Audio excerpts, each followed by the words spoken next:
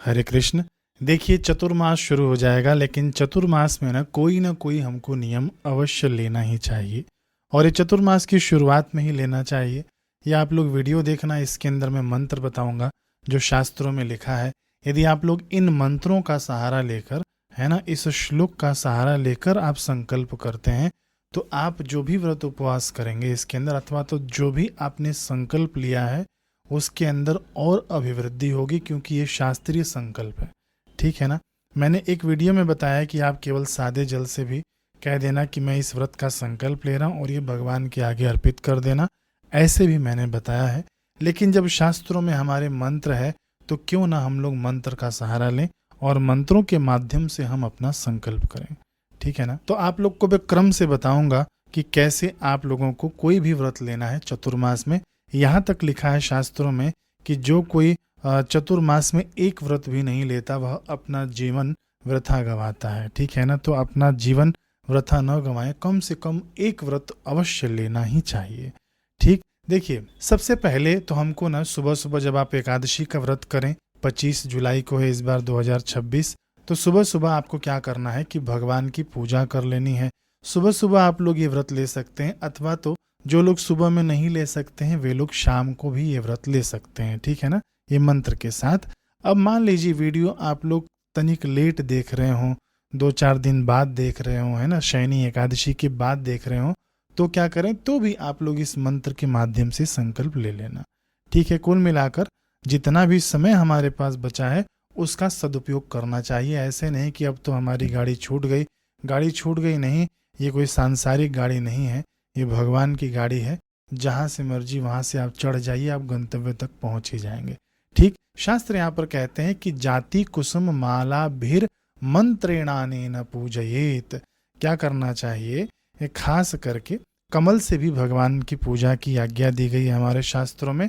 और जाति पुष्प क्या होता है, इसको ना चमेली का पुष्प भी कहते हैं। चमेली के पुष्प के माध्यम से भी हम लोग भगवान का इस दिन पूजन कर सकते हैं। पूजन करने के बाद मैंने आपको बताया है कि पुरुष सूक्त के माध्यम से आप लोग पूजन कर लेना।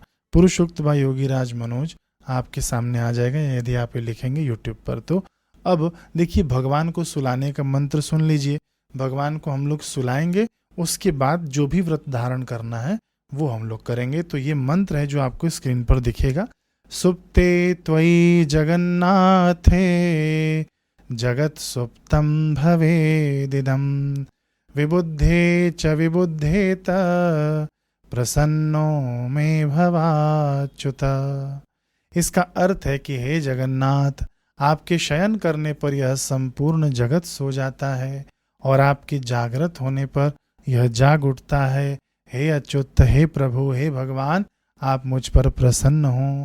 ये ना सुलाने का मंत्र है। भगवान को 2-3 बार आप ये मंत्र कह देना है ना। भगवान को सुलाते समय कब कहना है आपको, देवशयनी एकादशी के दिन सुबह कहना है कि शाम को कहना है, तो जब मर्जी आप भगवान को सुलाइए। सुबह में ही सुला देना चाहते हैं तो अच्छी बात है, शाम को सुलाना चाहते हैं तो शाम को भी सुला सकते हैं। ठीक है। फिर से आप लोग एक बार ये मंत्र सुनिए। सुप्ते त्वयि जगन्नाथे जगत सुप्तम भवेदिदम विबुद्धे च विबुद्धेत प्रसन्नो में भवाच्युत। सभी लोग नहीं बोल सकते हैं, नहीं पढ़ सकते हैं, तो इस ऑडियो को सुन लेना, अथवा तो हिंदी अनुवाद भी आपको स्क्रीन पर दिख जाएगा, वो आप लोग पढ़ लेना, बोल लेना। फिर आगे शास्त्र कह रहे हैं कि इस प्रकार भगवान विष्णु की पूजा करके, उनको सुलाकर मनुष्य को भगवान के समक्ष हाथ जोड़कर प्रार्थना करनी चाहिए और अपने व्रतों को ग्रहण करना चाहिए। ठीक है ना। मान लीजिए कोई भी आप एक साधारण सा व्रत लेते हैं। कौन कौन से व्रत जो हम लोग चतुर्मास में ग्रहण कर सकते हैं, इसके ऊपर वीडियो पहले ही अपने चैनल पर डल गया है, उसको आप लोग देख लेना। ठीक है। अब मान लीजिए कि मैं चतुर्मास में ना शहद नहीं खाने का व्रत लेता हूं, तो मैं कैसे करूंगा। देखिए, यहाँ पर मंत्र दिया गया है हमारे शास्त्रों में कि चतुरो वर्षिकान मासान देवस्योत्थापनावधि इमं करिष्ये नियमम निर्विघ्नं कुरु मेच्युत। यदि ये आप लोग पढ़ सकें तो अच्छी बात है, नहीं तो क्या करना, हिंदी वाला पढ़ लेना कि हे देव, वर्षा ऋतु के इन 4 महीनों तक, अर्थात आपके देवोत्थान एकादशी को यानी जागने की अवधि तक मैं इस नियम का पालन करूंगा। हे अच्युत, हे प्रभु, आप इसे मेरे लिए निर्विघ्न पूर्ण करें। संकल्प करते समय हाथ में अक्षत और पुष्प ले लेना चाहिए, थोड़ा जल भी ले लेना चाहिए, फिर वह भगवान के आगे अर्पित कर देना। ठीक है ना। अक्षत नहीं ले सके तो आप लोग तिल भी ले सकते हैं, सफेद वाला। फिर आगे दूसरा मंत्र पढ़ लेना कि इदम व्रतम मया देव गृहीतम पुरतस्तव निर्विघ्नम सिद्धिमायातु प्रसादात्तव केशव। इसका हिंदी अर्थ है कि मैंने आपके समक्ष यह व्रत ग्रहण किया है, हे केशव, आपकी कृपा से यह बिना किसी विघ्न के अपनी पूर्णता को प्राप्त हो, यह सिद्धत्व को प्राप्त हो। ये 2 श्लोक हो गए, कुल मिलाकर 4 श्लोक है। अब देखिए तीसरा श्लोक क्या है, बड़ा ही सुंदर श्लोक है कि गृहीतेस्मिन् व्रते देव पंचत्वं यदि मे भवेत् तदा भवतु संपूर्ण त्वत्प्रसादात् जनार्दन। इसका अर्थ है कि हे देव, इस व्रत को ग्रहण करने के पश्चात व्रत काल के मध्य में ही, है ना, यदि मेरी मृत्यु हो जाए, पंच तत्व में यह शरीर विलीन हो जाए, तो हे जनार्दन, आपकी कृपा से मेरा यह व्रत संपूर्ण माना जाए। ठीक है।